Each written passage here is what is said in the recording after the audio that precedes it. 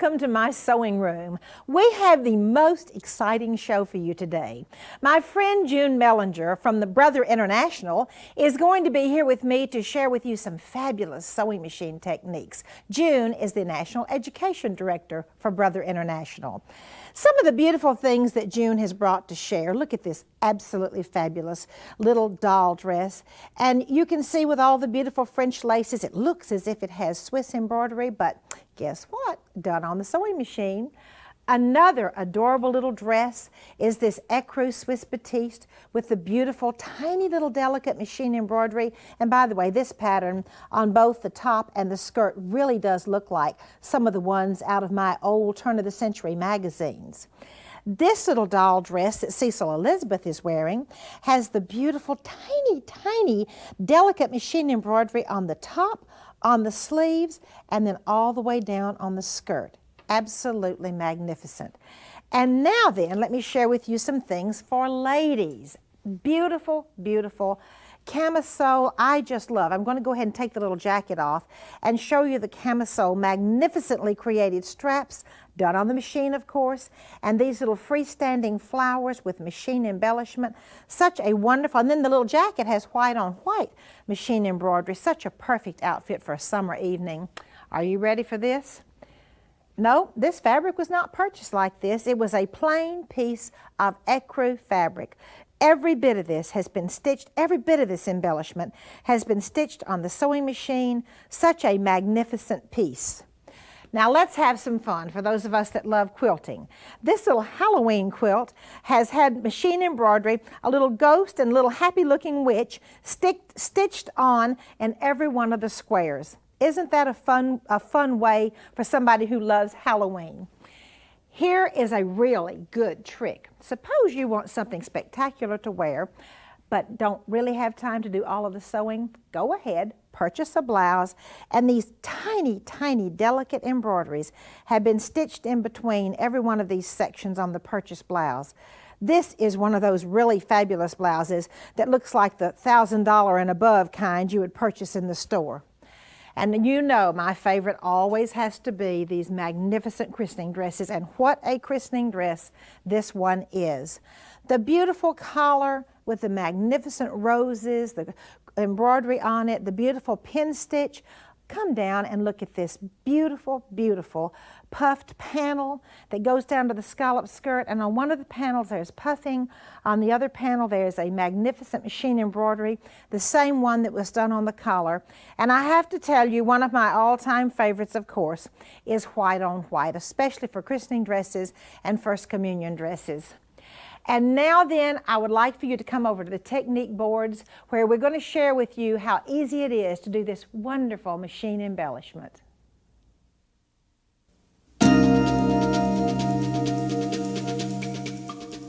June and I have some fabulous techniques for you called circular embellishment. First of all, start with your fabric hooped in a nice wooden hoop. Then this shows what some of the embellishment will look like going in a circle, and of course you can divide it any way you want to. Now then, if you want to just use half of a circle with these gorgeous wing needle stitches and not wing needle also, you can cut it in half. You know what I think would be so cute? This for a pocket for a little girl's dress. Isn't that adorable? Now here is a circular doily, which is beautiful with just 2 rows of embellishment. Look at this fabulous camisole. This is a half of a circle, part of it is half of a circle, and it makes an absolutely beautiful basket done elegantly in linen and ecru thread. In circular embellishment, you can make an oval shape, you can make a larger round shape with all kinds of fancy embellishment. You know what? To show you exactly how this is done, I'll just go over to the sewing machine and personally introduce you to my friend June Mellinger, our Brother International. June, thank you for being here on the show. You're welcome. It's great. It's great. You know, Martha, you were talking about this hoop. This is a hoop that's for free motion embroidery, and I really like that because it's just the right height so that I can slip it under my presser foot on my machine.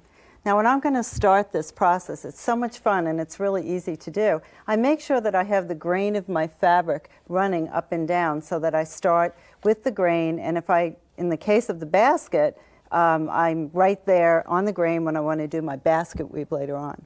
Now I have a wing needle in my machine, and I have a heavy mercerized cotton thread in the bobbin and in the top as well.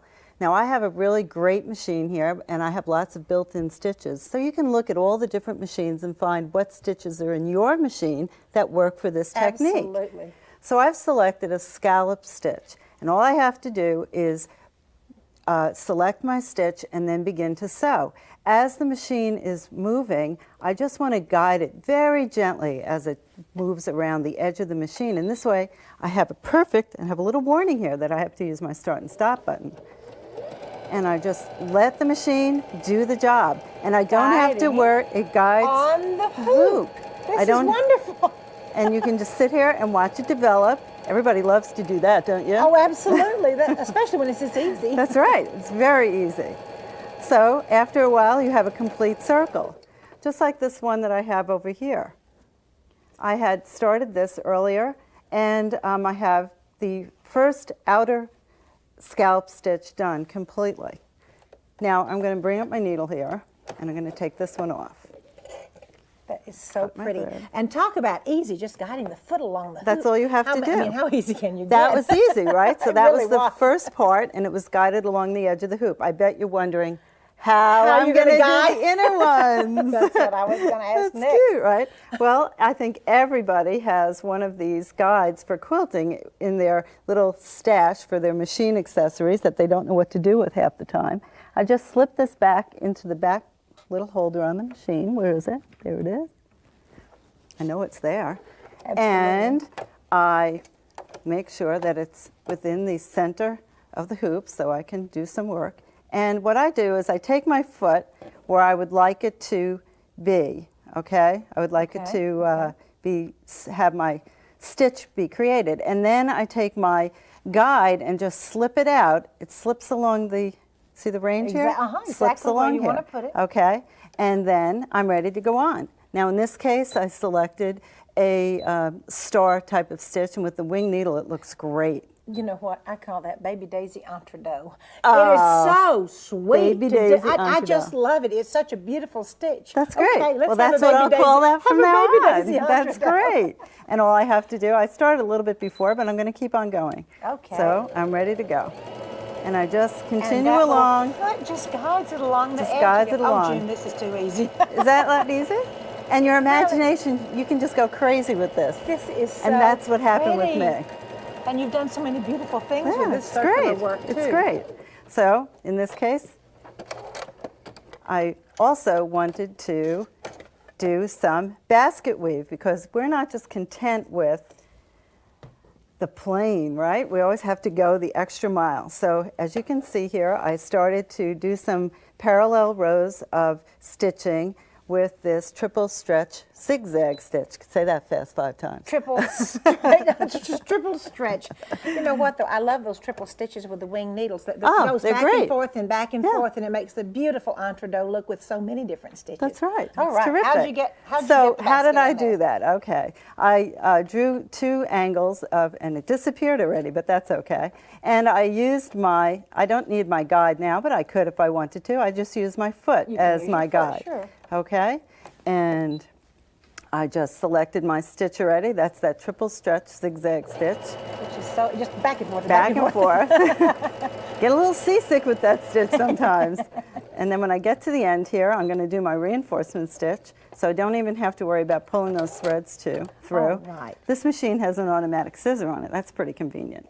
Then when I want to go across, I just start here and follow the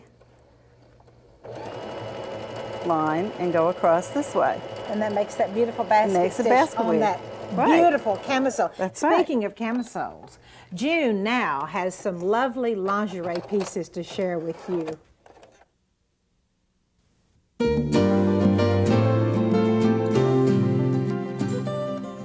This camisole that June has created is just gorgeous beyond gorgeous. I want you to look at the details.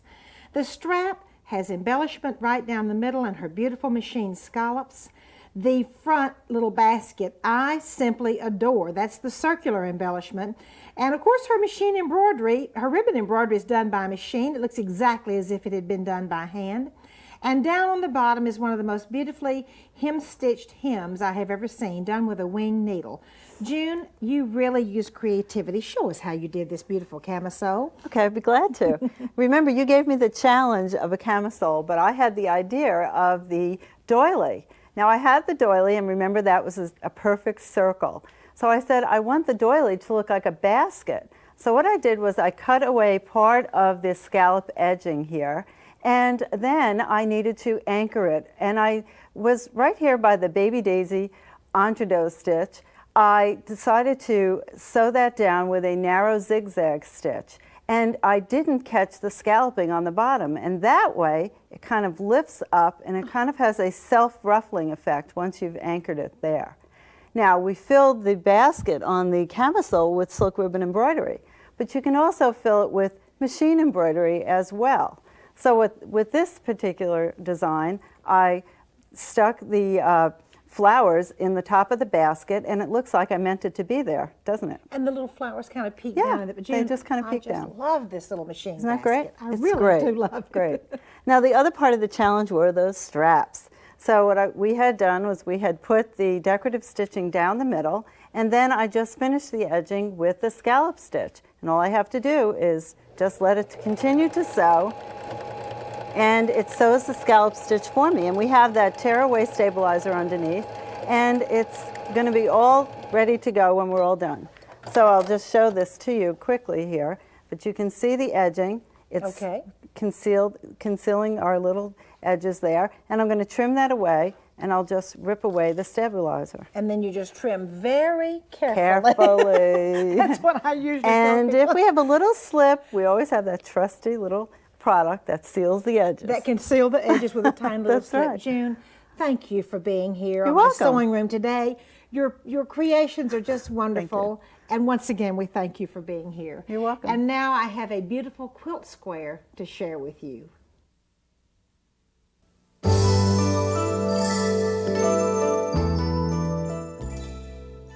We have really enjoyed sharing this quilt with you on this series, and today is the circular puffing quilt. You know, we've been doing lots of circular work today.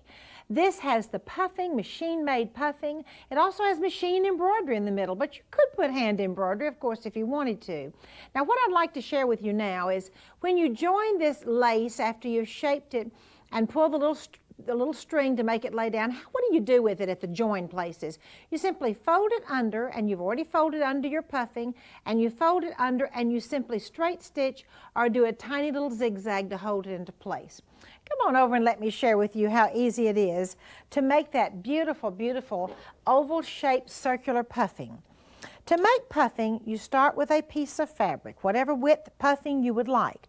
Now, if you have a gathering foot, you can use the gathering foot to make your puffing, but some of you might not have a gathering foot.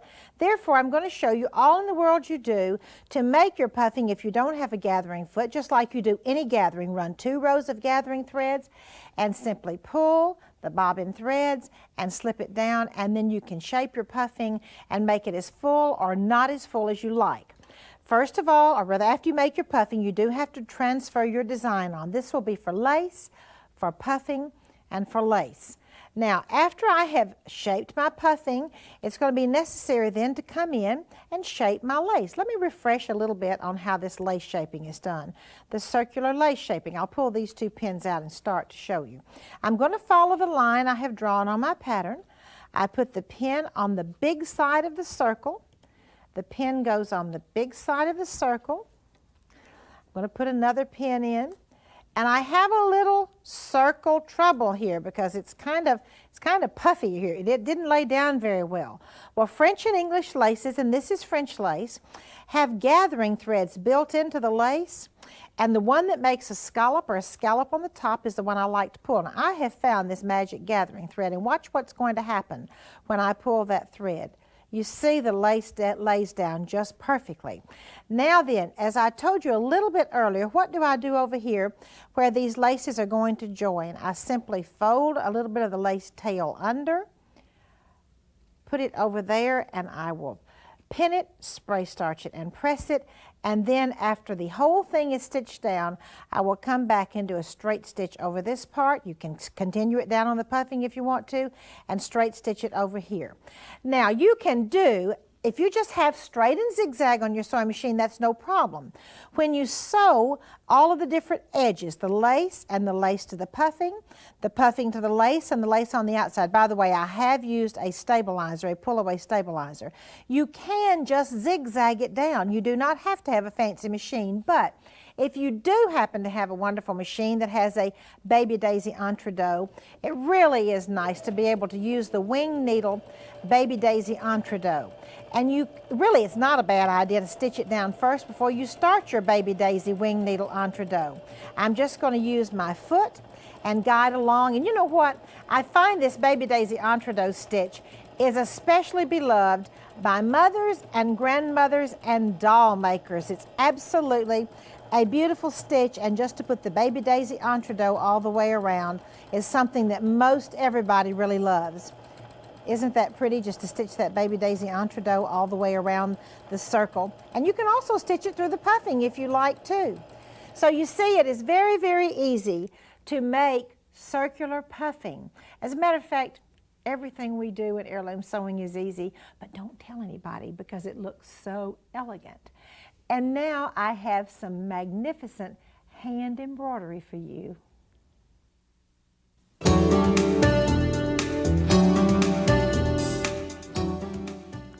I am so pleased to have as my guest today my very dear friend Kathy Neal. Kathy is one of the lead embroidery designers for So Beautiful magazine and has been teaching for years at our school in Huntsville, Alabama. Kathy, welcome to the show. Thank you, Martha. It's good to be back. Now, I understand that you're going to be teaching today these magnificently beautiful little eyelets, the little yellow eyelets in the center of these flowers. Kathy, I'm just going to turn it over to you. Thank you, Martha. The eyelet is a wonderful way to add just tiny little pearls of beauty to your embroidery. And I brought some examples today of different ways to use the eyelet. This first way that I have is on just a hand towel, a little fingertip towel, where I put the hand embroidered initial, and just to embellish this letter of my initial, I use the little eyelets right at the very end. I also brought a couple of vintage pieces with me. This is a piece that my husband's grandmother did, and as you can see, the whole design on the piece is done in eyelet embroidery. And finally, probably one of the most exquisite examples of eyelets that I have in my collection is this piece from Bruges, Belgium. This is Flemish hand-done lace and also beautiful, beautiful Flemish embroidery. And I don't even know, these eyelets are so tiny in the center of these flowers, you probably can't even see it on camera, but they were used, this is a piece that dates to about 1860, and they were very popular even with that.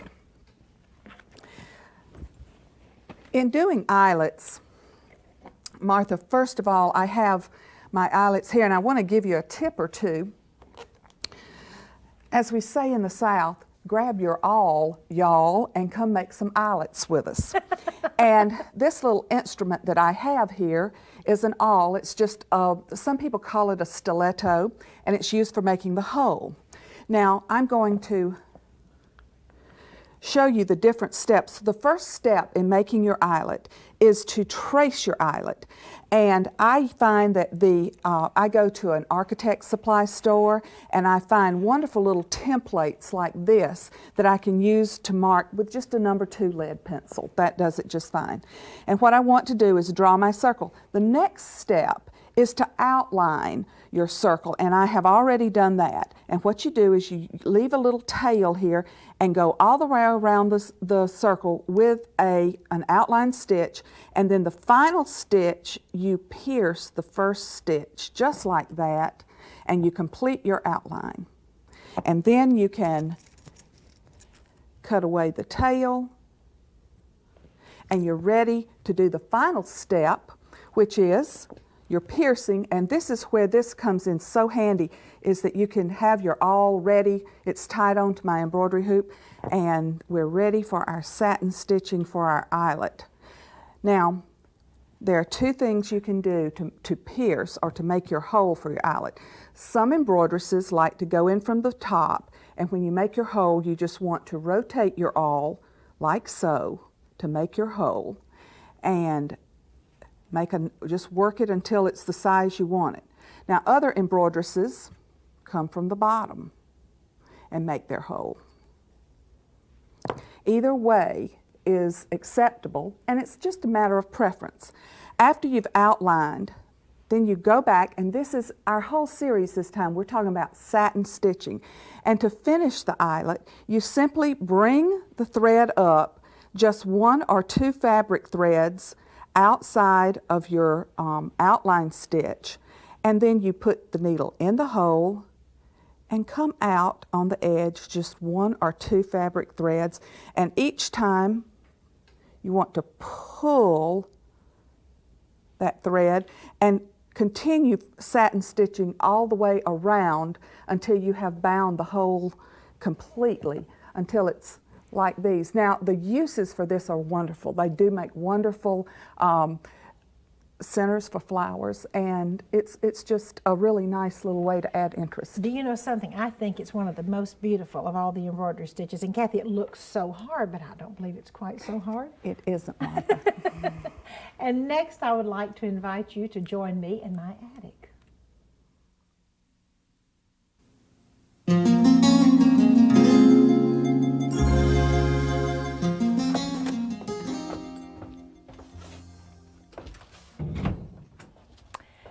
I have something so spectacular for you today from my antique collection.